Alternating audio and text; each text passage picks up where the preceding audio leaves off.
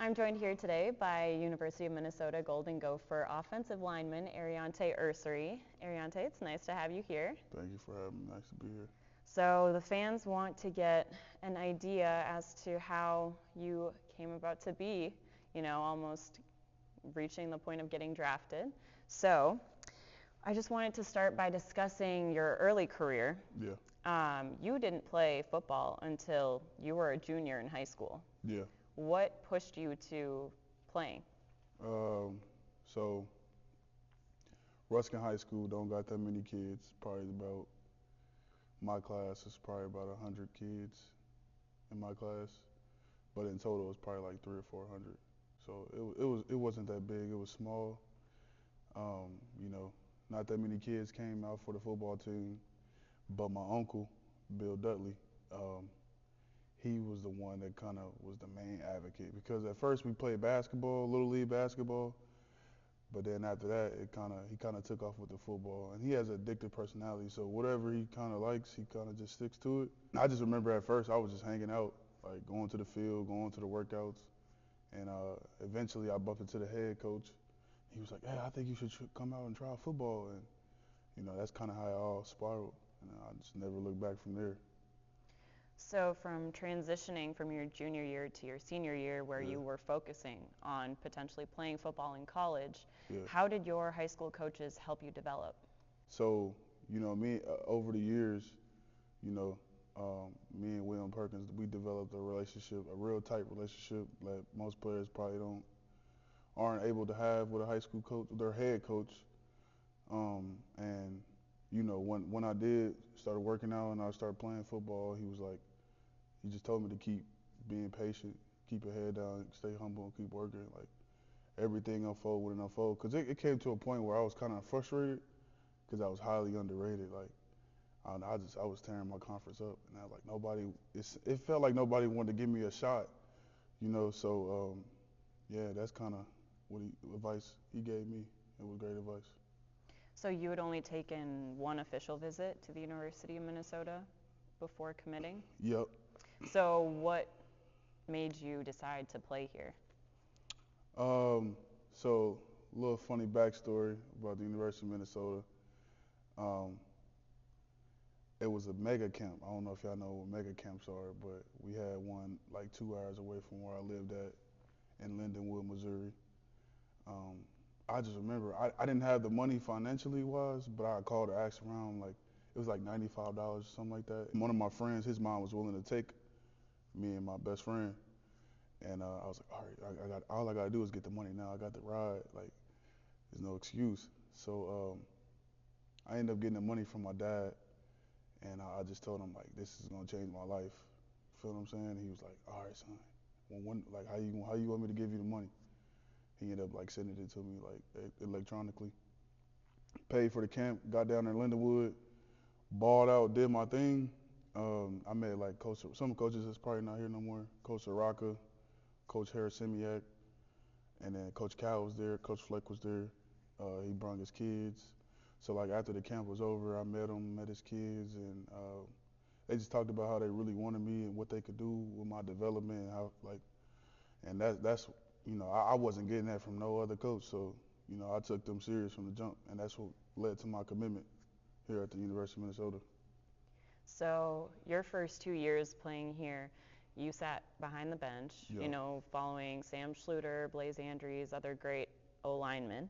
How did you develop your skill sets while patiently waiting for your turn?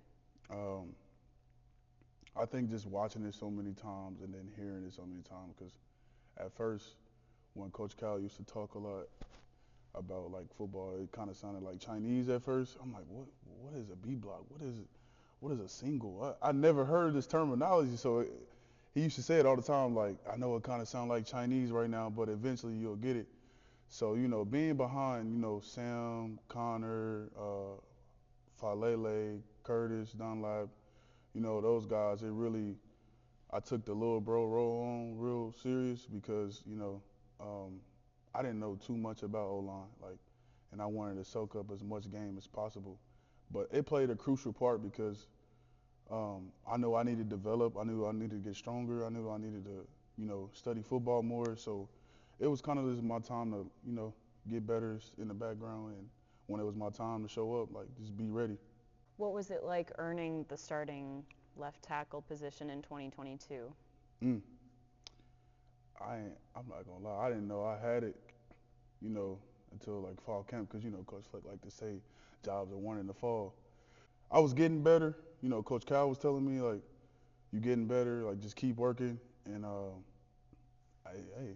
start starting, and then playing with like Mo and all those guys like made me play better, like, and I thank them for that, because they probably don't even know that, but playing blocking for Mo, like you gonna want to open a hole for Mo, or blocking for Tanner, you want to block for Tanner because he gonna launch it to whoever we had, like Rashad Bateman or guys like that, guys of those calibers. So man, it was fun. It was fun my first year playing. So you started in 39 games and only allowed 4 sacks. Yeah.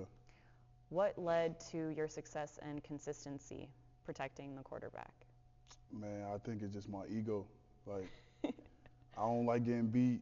I don't like, but I'm just super competitive. Like, and it takes, it takes what it takes to play O-line. But I think what really kept me going was just my refuse to lose mentality. Like, and it started with like practice, going against different guys. Like, I don't care who I'm going against, like who I line up against. Like, I'm not gonna lose.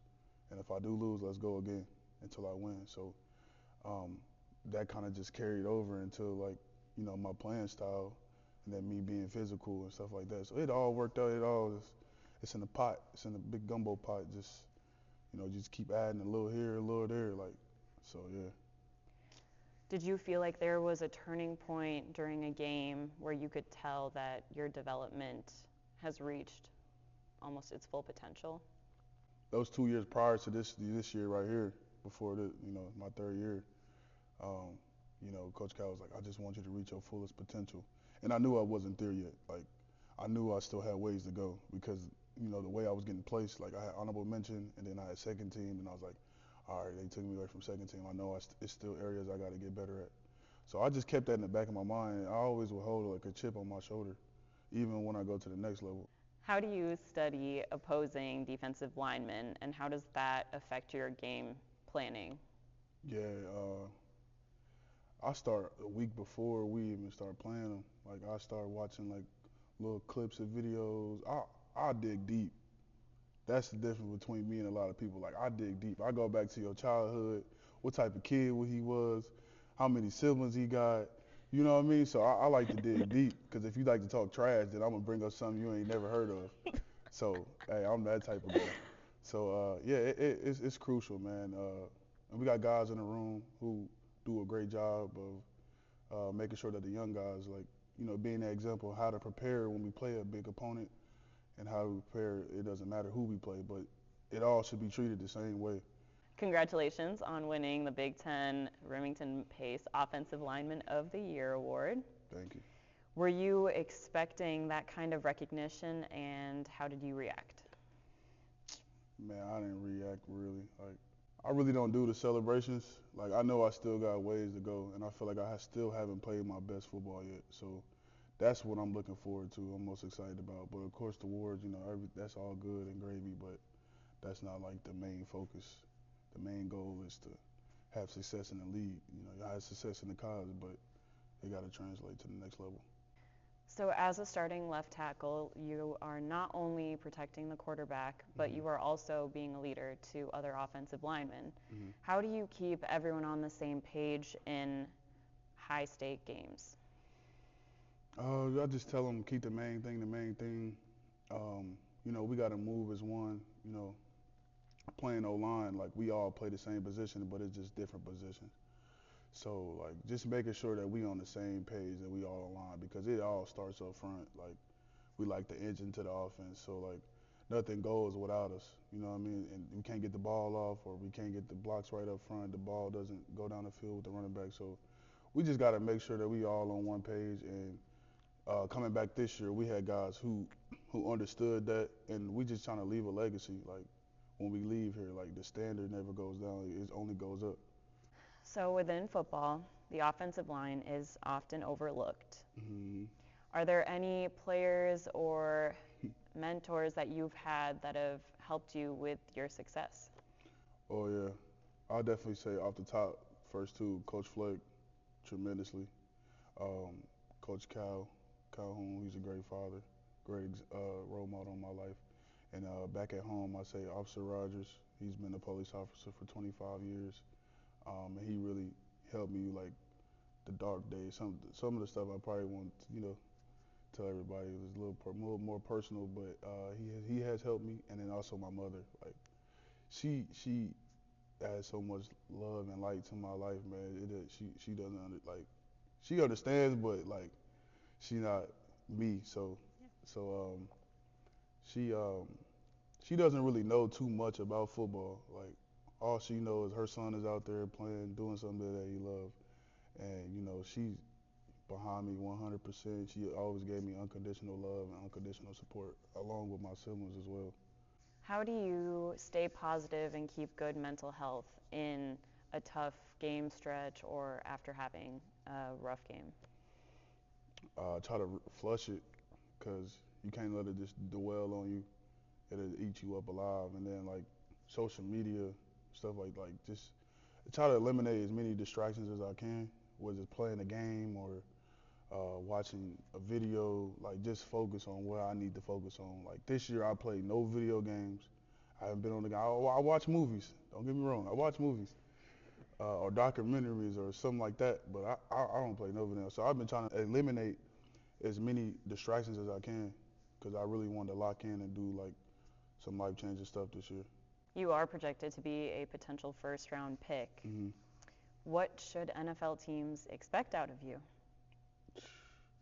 Tough, smart guy that's gonna come in, that's gonna lead, that's gonna go out there, that's gonna play physical. Somebody that you can rely on when times get hard, when times get tough.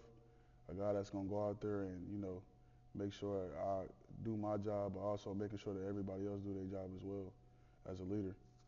Okay, so going back to how you were discussing a legacy, what kind of legacy do you want to leave here at the University of Minnesota? I want somebody to go out there and do better than what I did because I know it's possible. So that's the type of legacy I wanted to leave. Is there any advice that you would have for the young athletes or guys aspiring to make their way into the NFL? Yeah, I would say eliminate as many distractions as you can. Keep the main thing the main thing. Do not worry about, you know, I know it's getting more towards like the money now, but do not try to worry about that. Just focus on like playing football. Like the love for the football should never go away. Like just focus on football. Like just eliminate everything else out your life. That's not good for you. Do you have a message for the fans who have been supporting you over the last few years? Oh yeah, Gopher fans, I love y'all. Y'all supported me unconditionally, showed me love, always had my back. And man, I'm always remember that, man. Like Minnesota, they really love their players. They really love the state. Some die-hard fans, man. Some of them I have close relationships with. And, it's exciting to go out there and play for y'all, man, because y'all bring that energy, especially this year. Y'all rocked the stadiums out this year. So y'all did a great job with that. And I'm going to forever remember that, man. Like, y'all did y'all thing this year, man. Love y'all, man. Thank you so much for joining me, and we're excited Yeah. to hear your name get called in the 2025 NFL Draft. Thank you.